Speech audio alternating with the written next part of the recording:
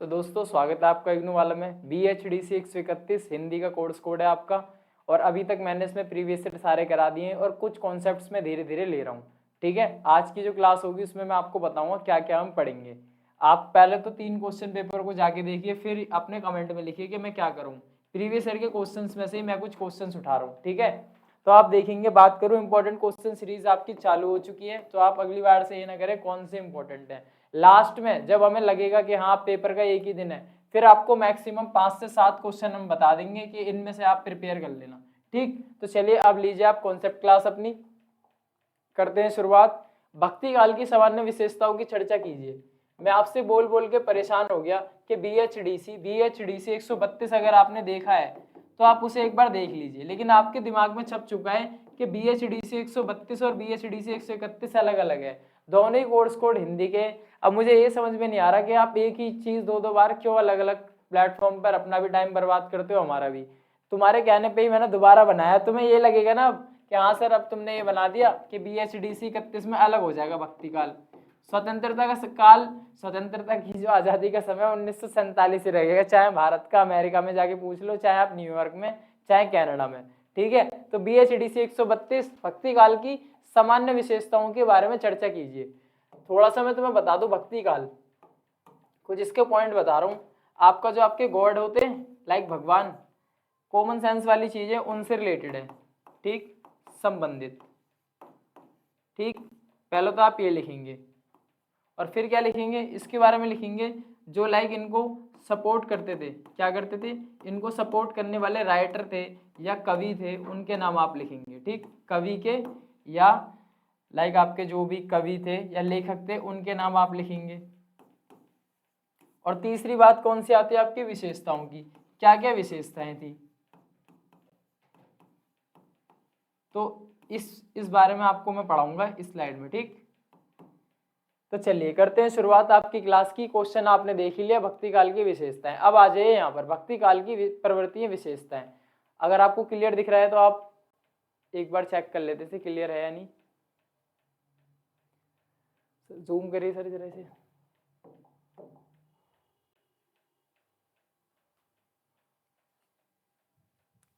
तो आइए भक्ति काल की विशेषताओं के बारे में आपको बताऊंगा मैं। ध्यान से कॉपी पेन लेके नोट करते हुए जाना, आगे से मत बोलना बताया नहीं।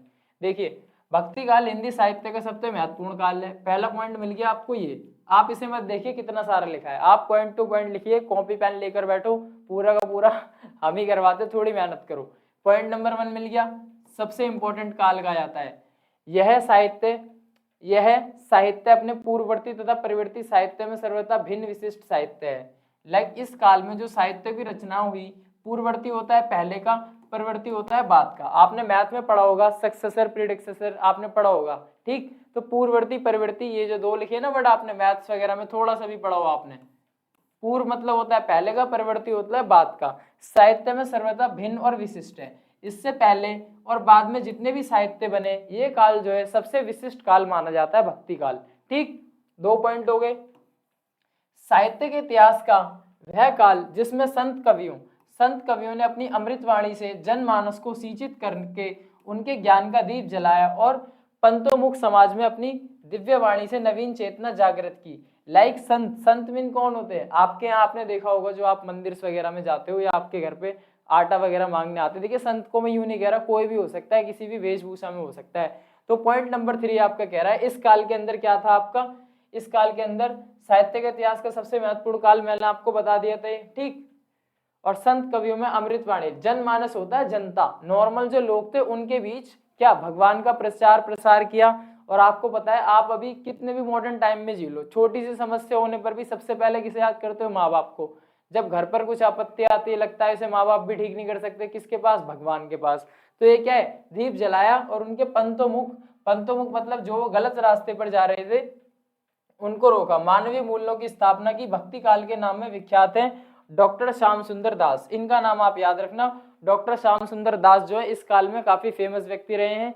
इस काल के संबंध में कहा है कि जिस युग में कबीर, जयसी, सूर, तुलसी जैसे रस सिद्ध कवियों और महान आत्माओं की दिव्य वाणी उनके अंतकरणों से निकलकर देश के कोने कोने में फैली थी, उस साहित्य के इतिहास को भक्ति काल कहते हैं। देखिए कितनी प्यारी लाइन है। और कबीर सारे ये कहते हैं ना #1 टॉप ट्रेंडिंग कबीर, कबीर के दोहे आपने सुनेंगे, मलिक मोहम्मद जायसी, सूर मतलब कोई और नहीं है, सूरदास जी है, तुलसीदास जैसे रस सिद्ध कवियों, कह रहा है ना महान आत्माओं की दिव्य वाणी उनके अंतःकरणों से निकलकर देश के नहीं दुनिया के कोने कोने तक पहुंची थी, दुनिया के कोने कोने तक, इनको हर कोई जानता है। उस साहित्य में भक्ति काल कहते हैं।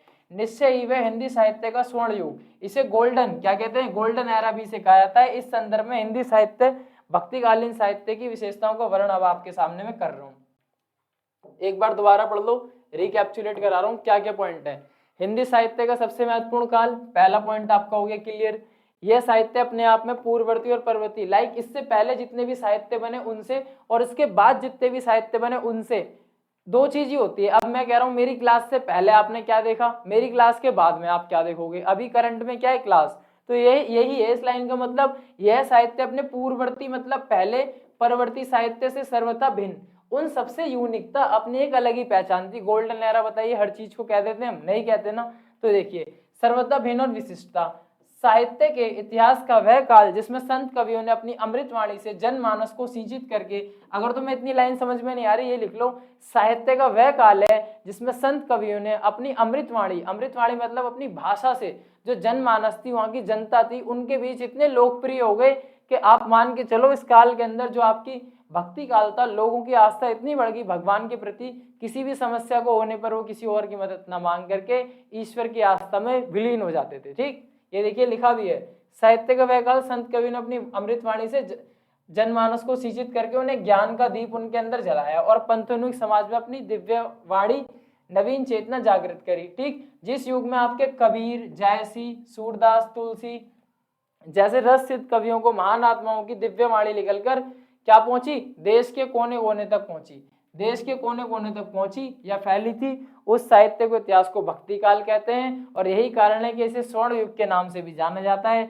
अगर बात आए किसी व्यक्ति की, जो आपके फेमस व्यक्ति थे वो कौन थे, डॉक्टर श्याम सुंदर दास। डॉक्टर श्याम सुंदर दास का नाम भी आप लिख सकते हो। 5 पॉइंट इसमें से निकाल लो किताबी भाषा से हटके। सबसे महत्वपूर्ण काल स्वर्णकाल, स्वर्णकाल सबसे महत्वपूर्ण काल। दूसरा जनमानस के बीच में, जनमानस में सबसे प्रचलित काल। ठीक, 3 पॉइंट हो गए। और उसके बाद डॉक्टर श्याम सुंदर जो थे इस काल के सबसे महत्वपूर्ण व्यक्ति थे।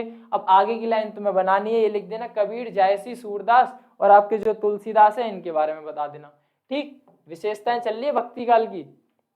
भक्ति काल की प्रमुख विशेषता है, जिस भाई बहन या दोस्त को मेरे वो समझ में ना आए, आ जाओ फिर। अब आ जाओ अपने simple point two point smart approach पे। नाम का महत्व, इस काल में नाम का बहुत महत्व होता था। नाम वो नहीं कि हमने बहुत सारे पैसे कमा लिए, हमारे दौलत है, अच्छे कपड़े पहनने, ब्रांडेड, वो वाला नाम नहीं, कुछ काम करके जो नाम मिलता है। गुरु की महत्ता, अब बताइए फिर से तारीफ, गुरु का स्थान सर्वोपरि। आज हम सभी जानते हैं हमारा स्थान कितना सर्वोपरि है। स्कूल से बाहर निकलते अगर गुरु तुम्हें कुछ अच्छा सिखा दे, उसके सर में डंडे मार देते, इतना सर्वोपरि है। गुरु की महत्ता, ज्ञान का महत्व, भक्ति भावना की प्रधानता, लाइक आपका जो फीलिंग्स है, जो भावना है, उसमें किसकी, देखिए फोटो भी किसकी लगा रखी है, आप समझ जाइए गुरु जी की लगा रखी है। तो कहीं ना कहीं इनका बहुत ही इंपॉर्टेंस रहा इस काल के अंदर। ठीक, इसे थोड़ा जूम करके दिखाऊंगा मैं आपको, ठीक, ताकि पॉइंट्स आपको क्लियर हो जाए एकदम। ये रहा भक्ति काल की प्रमुख विशेषताएं। नाम का महत्व, गुरु की महिमा, भक्ति भावना की प्रधानता, व्यक्तिगत अनुभव की प्रधानता, लाइक पर्सनल, हमें जो अपना पर्सनल अनुभव है उसकी प्रधानता थी। ऐसा नहीं है किसी ने आपको कुछ बता दिया उसको आप मानते हुए चले आ रहे हो, ऐसा इसमें बिल्कुल नहीं था। ये लाइन कहती है व्यक्तिगत अनुभव को प्रधानता दी जाएगी। प्योरिटी, अहम भाव का अभाव, लाइक जो अहंकार होता है व्यक्ति के अंदर उसका यहाँ अभाव पाया गया। अहंकार किस चीज का, कि मेरे पास तो भाई मान के चलो बॉयज के लिए सबसे महंगी बाइक है, मैं आईफोन चला रहा हूँ, ऐसा कोई अहंकार नहीं था इस काल में। जिसपे जो शिक्षा हो, विद्वान हो या गुरु हो, किसी के भी अंदर किसी भी तरह का कोई अहंकार नहीं। साधु संगति का महत्व, संगति मतलब होती है लाइक आपकी मम्मी पापा या भाई बहन भी कहते होंगे बेटा तेरी संगति खराब हो रही है, तू गलत व्यक्तियों के साथ रहता है, तो साधु संगतियों का महत्व था। उस समय जो साधुओं की टोली होती थी ना, आपकी टोली, उनकी संगति का महत्व था। स्वांत सुखाई रचना, लोक कल्याण की भावना, लोक कल्याण मीन्स ऐसा नहीं अपना ही भला करूंगा, मेरा घर, मेरी गाड़ी, मेरा परिवार, मेरा बैंक बैलेंस, नहीं, पूरा समाज, पूरी सोसाइटी। मेरा घर सिर्फ ये 4 बाय 4 50 गज का 100 गज का नहीं है, पूरा भारत मेरा घर है। तो यहाँ पर कह रहा है लोक कल्याण की भावना, भारतीय संस्कृति के आदर्शों की स्थापना। संस्कृति, इस पॉइंट को तो तुम लिखना ही मत क्योंकि बिल्कुल ही फॉलो नहीं कर रहे। संस्कृति क्या, आदर्श, आदर्शवाद वाली बातें हो जाएंगी। माता पिता का सम्मान, झूठ ना बोलना और मिलजुल कर रहना, किसी को दुख ना पहुंचाना। आप खुद ही बताइए जीवन में हमारी जो लाइफ है कितनी बड़ी है। एक एवरेज लाइफ जो चल रही है इस टाइम करंट की, अगर आपने कोई नहीं पढ़ा तो 50 साल बताते हैं एवरेज, जो नॉर्मल है। दिल्ली में रहने वाली सबसे पॉल्यूटेड जो है दुनिया की राजधानी हमारी जो भारत की है, ठीक, चेक कर लेना, मैं यूं ही नहीं बोल रहा, मिनिमम 50 साल। उस 50 साल में तुमने क्या किया, 25 साल तुमने एजुकेशन को दे लिए, 25 साल नौकरी कर ली, ठीक। और उन 25 साल के बीच तुम्हें टेंशन किस बात की, मेरा घर नहीं बना, मेरी गाड़ी नहीं आई, मेरा बैंक बैलेंस नहीं आया, मेरे दोस्त नहीं बने, मेरे को ये नहीं मिला, मेरे को वो नहीं मिला। जो मिला है उसकी तरफ कभी ध्यान नहीं जाता हमारा, ठीक है। तो ये कुछ ऐसी बातें जो थोड़ी अलग नहीं, भारतीय संस्कृति की ये विशेषताएं थी, ठीक है।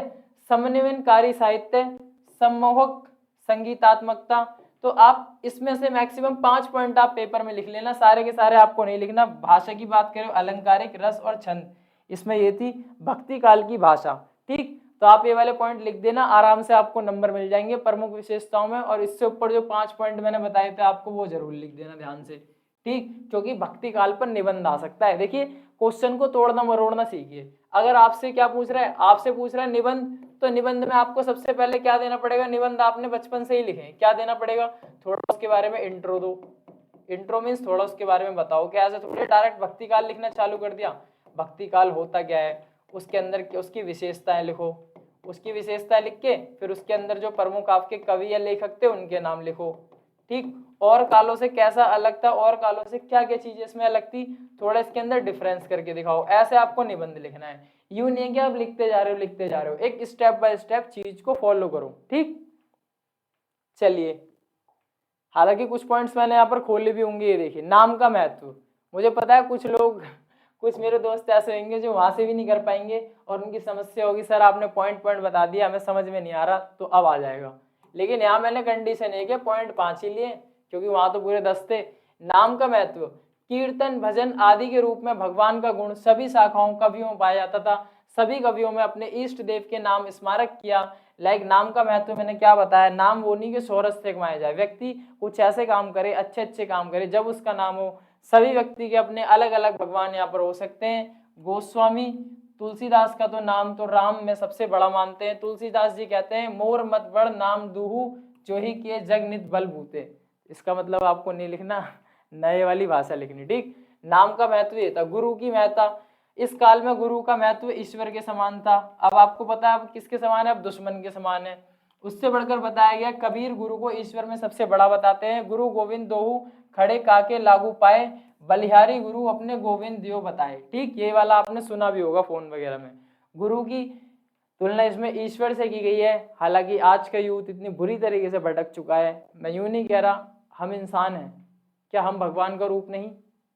देखिए आपकी सोच अलग हो सकती है, हम कहीं ना कहीं उन्हीं के द्वारा तो बनाए गए हैं। तो इन चीजों को आप सोचो, आप किसी एक व्यक्ति के पीछे पागल ना होकर अपने आप को सोचो। आप जो हो दुनिया की सबसे अनमोल वस्तु हो, कंडीशन कुछ भी हो, अमीर हो गरीब हो, किसी गांव से हो किसी शहर से हो, सबसे इम्पोर्टेंट हम ही हैं। एक आजकल क्या चल रहा है, एक कुत्ता भी अगर काट ले तो दूसरा इंसान उस कुत्ते को ना डांट के उस व्यक्ति को मारता है कि तूने मेरे कुत्ते को क्यों मारा। तो उस कुत्ते की इंपॉर्टेंस आज इंसान से ज्यादा है। हम लोगों को एक डॉग तो पसंद आता है जो घर में रहता है, उसका खाना पानी रोटी हम टाइम से देते हैं, टाइम से देते नहीं देते। लेकिन वही हमारे घर में माँ बाप या छोटे भाई बहन है, उनका हमें कोई टाइम वाइम का कुछ ध्यान नहीं है। ये मैं आपको बता रहा हूँ कि चीजें कैसे बदल रही हैं। गुरु का महत्व तो बदलेगा ही बदलेगा, ठीक। अब तो शैतान से करते हैं गुरु की तुलना। भक्ति भावना की प्रधानता, सभी कवियों में भक्ति भावना की प्रधानता है। कबीर ने तो यहाँ तक कहा है, हरि भक्ति जाने बिना बूढ़ी मुआ संसार, सूर और तुलसी का संपूर्ण भक्ति प्रधान। सूरदास के बारे में भी आपने पढ़ा होगा। हालांकि कुछ लोग कहते हैं कि सूरदास बचपन से ही लाइक उनकी दृष्टि जो थी वो अंधे थे। अलग अलग चीजों में अलग अलग सोर्सों में नाम मिलता है। समन्वय की भावना, भक्ति काल में साहित्य में धार्मिक सामाजिक धार्मिक आदि सभी क्षेत्रों में समन्वय। समन्वय मीन्स लाइक कोऑर्डिनेशन, उनमें मिलाप था, ऐसा नहीं कि बिल्कुल चीजें अलग थी, ठीक है। अलौकिक साहित्य, दरबारी साहित्य का त्याग, काव्य रूप।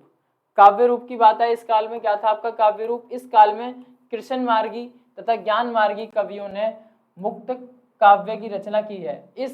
इस विपरीत प्रेम मार्गी और राजमार्गी कवियों ने, इस वाले को आप ज्यादा अजीब सा यहाँ पर इस वाले पॉइंट को नहीं लिखेंगे आप, ठीक। जो ऊपर मैंने बताए थे विशेषताओं, उन 5 पॉइंटों को आप लिख लेंगे। अगर जिसको लग रहा है वो और कुछ लिखना चाहता है, लैंग्वेज थोड़ी यहाँ टफ सी है, क्योंकि मेरा काम है आपको इजी बताना। अगर आप याद कर सकते हैं, आपको लगता है कि इस भाषा में भी आप याद कर सकते हैं। यहाँ पर ये देख लीजिए, इस प्रकार भक्तिकाल साहित्य में आदर्शवाद की प्रधानता थी। आदर्शवाद के बारे में मैं आपको बता चुका हूँ। आदर्शवाद क्या होता है? आदर्शवाद कुछ ऐसी बातें होती हैं जो करने में तो बहुत कठिन लगती हैं हमें, लेकिन दूसरों को हम फेंकते हैं कि 2 घंटे पढ़ना चाहिए, सुबह जल्दी उठना चाहिए, एक्सरसाइज करनी चाहिए। तो ये आदर्शवादी बातें होती हैं, लेकिन सबको पता है सब देर तक सोते हैं। ठीक है, भक्ति काल के बारे में मैंने आपको बता दी। इसमें मैं 2 पॉइंट लेकर आया हूँ आपके भक्ति काल का, आपको मैंने दिखा दिया। भक्ति काल के बारे में थोड़ा सा इंट्रो ऐसे लिखना है पेपर में आपको। स्टेप 1 जब आपका इंट्रो कंप्लीट हो जाए, क्या हो जाए आपका, जब इंट्रो कंप्लीट हो जाए तो आप क्या करेंगे, उसके बाद इसकी विशेषताएं लिखेंगे। विशेषताएं में आप मैक्सिमम 5 पॉइंट लिखें, इससे ज़्यादा ना लिखें।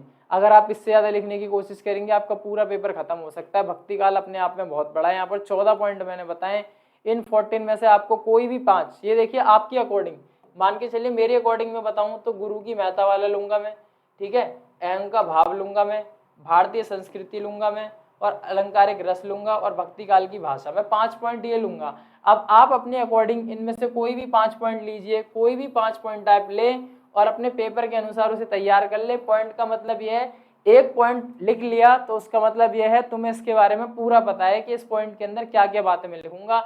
एक पॉइंट का मतलब आप समझ रहे हो, कम से कम 5 से 7 लाइन आपको एक पॉइंट के अंदर लिखनी पड़ेगी। ठीक है, एग्जाम्पल अपना भी जोड़ देना, आज को कनेक्ट कर देना। महत्व के बारे में मैंने बता दिया, नाम का महत्व, ये कुछ पॉइंट मैंने यहाँ पर खोल रखे थे। तो हो गया आपका भक्ति काल। अब आएगा आपका आदिकाल की विभिन्न काव्य धाराओं से परिचय। आदिकाल के बारे में मैं आपको पहले ही पढ़ा चुका हूँ। देखिए इस युग में क्या था, इस युग में आपका वीर, श्रृंगार और लोक, 3 चीजों पर इस जिसमें क्या थी, रचनाएं आधारित पर आश्रित रचनाएं ही नहीं हुई, अपितु सिद्धों नाथों ने भी अपनी साहित्य उपस्थिति की। सिद्ध और नाथ के बारे में मैंने सुबह की क्लासों में ही आपको पढ़ाया है, अगर आपने नहीं देखा तो उसे जाकर देखें। ठीक, ने अपनी साहित्य उपस्थिति इसी काल में दर्ज कराई। आदिकालीन काव्य में इसलिए विविध साहित्य प्रवृत्तियां इष्टगत होती हैं। वस्तुत काव्य की विविध प्रवृत्तियों को आरंभिक काल को, मतलब जो आरंभिक काल होता है ना, जब शुरुआत का काल था, उसे ही आदिकाल के नाम से जाना जाता है हिंदी साहित्य में। आदिकाल का मतलब वो नहीं कभी आदि मानव पे आप पहुंच जाओ, जो आपका आरंभ का था ना, लाइक जैसे आपने शुरुआत करी थी इन चीजों की शुरुआत, उस काल को यहाँ आदिकाल के नाम से, ठीक है, जाना जाता है। ठीक, और इसमें क्या था, आदिकाल में यह साहित्य अपभ्रंश आपकी भाषा का टाइप है, में व्यापक रूप से प्रभावित हुआ। तो आदिकाल के बारे में ये लिख लेंगे। 3 पॉइंट आपको ध्यान रखने, वीर, श्रृंगार और लोक पर आश्रित रचनाएं ही नहीं, इनके अलावा भी बहुत सारी भाषाओं में यहाँ पर लग बहुत सारी चीजें यहाँ पर हुई, लेकिन ये तीनों चीजें कैसी थी, ये तीनों चीजें सबसे ज्यादा इन्हीं में हुई। ये लाइन कह रही है इस युग में वीर, श्रृंगार, लोक पर आश्रित रचनाएं नहीं हुई, अपितु सिद्धों नाथों ने भी अपनी साहित्य उपस्थिति इस काल में दर्ज कराई। ठीक, ये थोड़ा नेगेटिव लग रहा होगा आपको, लेकिन यहाँ पर बताने की कोशिश कर रहा है, अगले पॉइंट में क्लियर हो जाएगा ये। आदिकालीन साहित्य की परिस्थितियां व विशेषताएं, ये देखिए आपके लिए पॉइंट टू पॉइंट लेकर आया हूँ, और इससे अच्छा कंटेंट शायद ही आपने अभी तक कहीं देखा होगा, जो पॉइंट्स वगैरह आप ढूंढ रहे होंगे। ठीक है, ये रहा, इसके पॉइंट आप ले लीजिए। मेरा वही तरीका, 5 पॉइंट लिखें पेपर में, ज्यादा ना लिखें।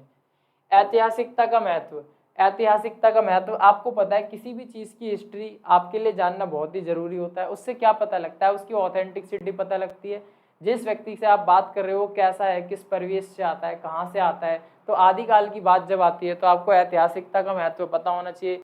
युद्ध वर्ण में सजीवता, यहाँ पर जो भी चीज हुई, आपने पृथ्वीराज का नाम सुना होगा, पृथ्वीराज चौहान जी जो है, जो हमारे युद्ध की, आपने इसके बारे में सुना होगा। कुछ लोग कहते हैं इन्होंने 17 बार मोहम्मद गोरी को हराया, कुछ 18 कहते हैं, कुछ 2 या 3 कहते हैं।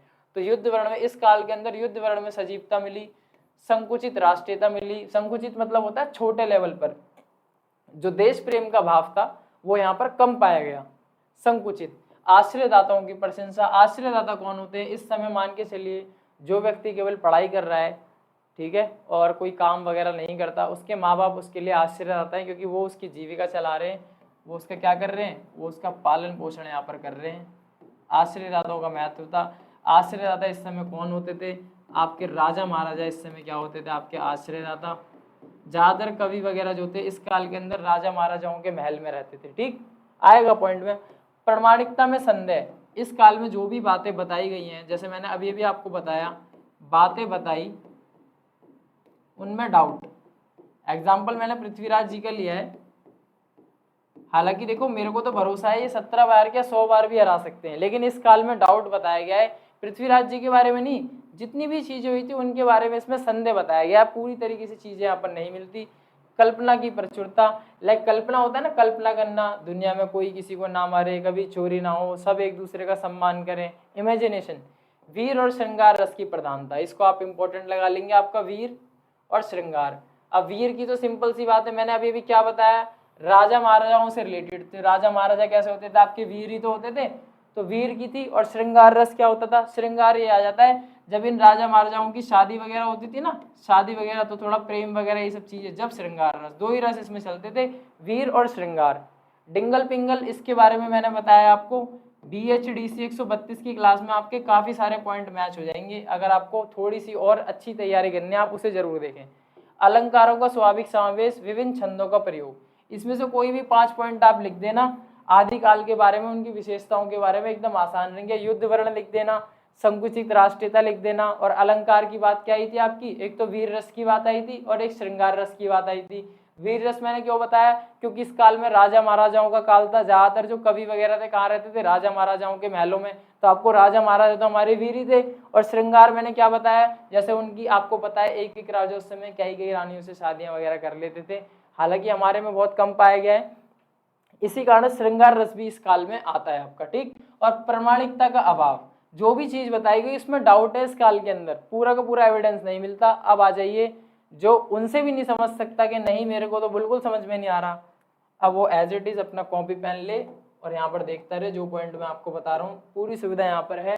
ऐतिहासिक काव्यों की प्रधानता, ऐतिहासिक व्यक्तियों के आधार पर चरित्र काव्य लिखने का चलन हो गया था, जैसे पृथ्वीराज रासो। देखो मैंने पहले ही बताया था, ये आपकी जो पृथ्वीराज चौहान है उनकी ये हिस्ट्री है, उनकी बायोग्राफी कह सकते हो आप।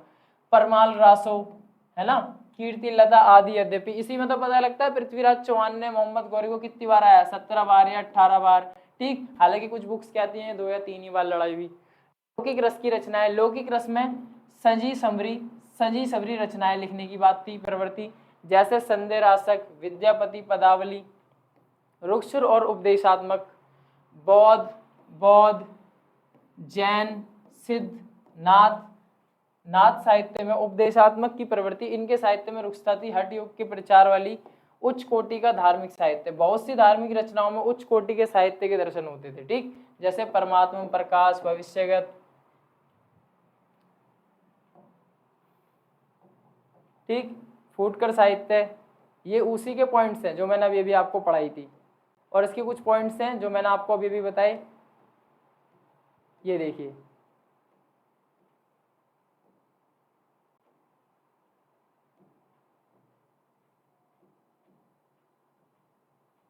ये इनकी नंबरिंग में थोड़ी प्रॉब्लम है, ये जैसे यहाँ पर 5 पॉइंट हो गए ना, तो आप ये मत सोचिए 5 भी सेम है, ये अलग है, ठीक, यही प्रॉब्लम हो रही थी, वही चेक कर रहा था मैं, कुछ नहीं। तो आप इसे क्या करेंगे, ये पॉइंट नंबर आपका 6 हो गया, ये 7 हो गया, ये 8 हो गया, ये 9 हो गया और ये आपका 10 हो गया, ऐसे ही ये पॉइंट, ठीक है, ठीक। रासो ग्रंथों की प्रधानता, अधिकार रचनाएं संदिग्ध, अधिकतर रचनाएं संदिग्ध मीन्स डाउट था, डाउट मैं आपको बता ही चुका हूँ, ये उन्हीं पॉइंटों को खोल के बताया गया है, कुछ नया कंटेंट नहीं है। इस युग में भाषा में निम्न प्रवृत्तियां दिखाई दी, जैसे राजस्थानी मिश्रित मैथिली, खड़ी बोली, राजस्थानी में क्या आती है आपकी अपभ्रंश, ये देखिए डिंगल, आगे ना डिंगल वर्ड मैंने कहा था ना है डिंगल। वीर गाथात्मक रासक ग्रंथों में इस भाषा का स्वरूप मिलता है, कौन से मिलता है, वीर गाथा वाले में। मैथिली मिश्रित अपभ्रंश, इस भाषा के स्वरूप में विद्यापति की पद्मावली और कीर्तिलता को देखने को मिलता है। खड़ी बोली मिश्रित देश भाषा, इसका सुंदर प्रयोग अमीर खुसरो की पहेलियों में मिलता है, ठीक। इस युग की कृतियों में प्राय सभी अलंकारों का समावेश मिलता है, ऐसा नहीं है किसी एक दो अलंकार, आपने पढ़े भी होंगे स्कूल टाइम में, उपमा, रूपक, है ना, अतिशयोक्ति, उत्प्रेक्षा अलंकार, सभी अलंकारों का यहाँ समावेश मिलता है। ऐसा नहीं कि खाली एक दो अलंकार, अगर आपने स्कूल टाइम के अलंकार भी आपको 2-3 याद हो ना, तो आप इस क्वेश्चन में आराम से लिख देना, ठीक। आपने कुछ पढ़े भी होंगे, हमारे सर जियों के पास 2-3 ही होते थे, काली घटा का घमंड घटा, है ना, काली घटा का घमंड घटा, पता नहीं क्या था। और उसके बाद शाम सुंदर की चंचल किरणें झूम रही हैं जल थल में, कुछ ऐसी बातें वो बताते थे और हमें भी क्लियर नहीं हो पाती थी। अब ग्रेजुएशन में हो आप, अगर आप 5 एग्जाम्पल भी यहाँ पर लिख दोगे तो आपके लिए बढ़िया रहेगा। युद्धों का यथार्थ चित्रण, ये देखिए, युद्धों का यथार्थ चित्रण मतलब सच्चाई, यथार्थ मतलब होता है आपका ट्रुथ, चित्रण। वीर गाथात्मक साहित्य में युद्धों का सजीव और हृदयग्राही चित्रण हुआ, कर्कश और ओजपूर्ण पदावली शास्त्रों में झनकार सुनाई देती है। आश्रयदाता, देखिए मैंने पहले ही बता दिया था आपको आश्रयदाता कौन थे यहाँ पर। आश्रयदाता राजाओं की प्रशंसा, उनके युद्ध, उनके विवाह आदि से विस्तृत वर्णन हुआ, लेकिन राष्ट्रीयता का यहाँ पर अभाव रहा। ये कहीं ना कहीं राष्ट्रीयता का ही तो अभाव होगा। जो पृथ्वीराज चौहान जी, आपको बताइए उनकी शादी किससे हुई थी, संयोगिता की, लेकिन जिस लड़की से उन्होंने शादी करी थी आपको पता है स्वयंवर हुआ था, वो उसे ले आए थे उठा के। उसके बाद जयसिंह जो थे, उनका नाम मेरे को कंफर्म नहीं है, उन्होंने क्या करा था, वो विद्रोही के साथ मिल गए थे। तो कहीं ना कहीं राष्ट्रीयता का तो अभाव था। हालांकि उन्होंने गलती की, लेकिन उन्हें ऐसा तो नहीं करना चाहिए था कि बदला लेने के लिए अपने ही राष्ट्र या अपने ही लोगों को उन्होंने हरवा दिया। यही कारण है कि आज भी जयचंद के नाम से राजस्थान में गद्दारों को बुलाया जाता है। ठीक, तो ये क्या है, राष्ट्रीयता का अभाव। इससे बेस्ट एग्जाम्पल मैं तुम्हें कुछ नहीं दे सकता। पृथ्वीराज चौहान ने गलती की, हम सभी जानते हैं, वो ले आए, वो उनसे प्यार करते थे, और जयचंद जो थे वो लाइक जो भी उनके पिता थे वो करवाना नहीं चाहते थे। पारंपरिक वैमनस्य का प्रमुख कारण स्त्रियां थी, उनके विवाह, प्रेम प्रसंगों की कल्पना तथा विलास प्रदर्शन में श्रृंगार, दो रस का इसमें प्रयोग हुआ था। मैं अभी आपको पूरा बता चुका हूँ। एक तो आपका वीर रस था और दूसरा कौन सा था आपका, श्रृंगार रस। वीर रस और श्रृंगार रस, इन दोनों रसों के आसपास ही पूरी की पूरी ये चीजें चली है। वीर रस में क्या है, राजा के युद्ध, राजा की जितनी भी वीरता वाली चीजें होंगी वो वीर रस के अंदर आएंगी। और श्रृंगार रस के अंदर भाई राजा वीरता तो वीर तो थे ही थे, साथ में साथ कभी ना कभी किसी राजकुमारी वगैरह से उन्हें प्यार भी तो हुआ होगा, तो उसकी रचनाएं किसमें आती थी, उसकी रचनाएं आती थी श्रृंगार रस में। ऐसे समझिए, चरित्र नायकों में वीर गाथाओं का अतिशक्तिपूर्ण वर्ण करने में ऐतिहासिक नगण्य और कल्पना का आधिक्य दिखाई देता है।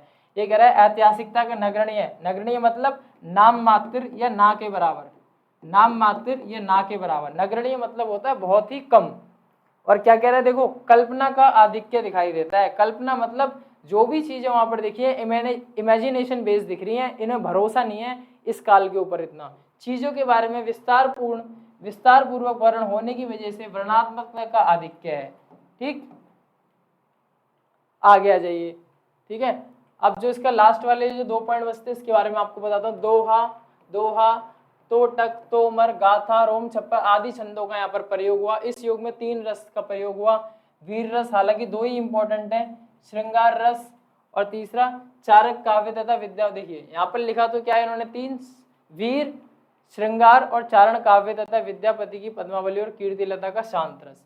इस वाले की इतनी यहाँ पर बातें नहीं हुई, क्योंकि आपने जितने भी पॉइंट्स देखे होंगे मैंने सब आपको क्लियर कराए। तो वीर और श्रृंगार रस भी अगर आपको दोनों याद हैं और इनके बारे में अगर थोड़ा सा भी आप बता देते हैं तो एग्जामिनर को आराम से पता लग जाएगा, बच्चे को पता है, अच्छी खासी बातें आपको पता है। वीर रस आएगा आपका युद्ध से रिलेटेड, तो बिल्कुल भी गलती ना करें। तो इसकी ट्रिक भी है, वीर कौन होते हैं, योद्धा। श्रृंगार कौन करता है, श्रृंगार करती है हमारी लेडीज है। तो ये किससे रिलेटेड था, ये आपका प्रेम विवाह।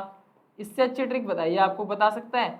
मेरे ख्याल से तो इससे अच्छी कोई ट्रिक नहीं है वीर रस और श्रृंगार रस को याद करने की। ऐसे आप एग्जाम में लिखेंगे। यहाँ पर अगर आप एक आध युद्ध का एग्जाम्पल भी दे देते हैं, पृथ्वीराज चौहान या किसी का, तो बता देंगे। प्रेम का भी उन्हीं का दे देना, अगर आपको याद है थोड़ा सा उनके बारे में पढ़ लेना। तो आशा करता हूँ आपको हिंदी के कॉन्सेप्ट क्लास पसंद आएगी। ठीक, और आपसे एक बार दोबारा रिक्वेस्ट करूँगा, जिसने भी BHDC वो 131 की प्लेलिस्ट देखी है वो थोड़ा सा कोशिश करे कि BHDC 132 की तरफ हो जाए। मैं ऐसा क्यों कह रहा हूँ, क्योंकि मैक्सिमम पॉइंट जो है BHDC 131 के BHDC 132 से मैच कर रहे हैं। हालांकि क्लासेस भी मैं बना दूंगा, लेकिन जिसको जल्दी पढ़ना है और ज़्यादा पढ़ना है वो यहाँ पर जा सकता है। ठीक, किसकी तरफ जा सकता है आपका,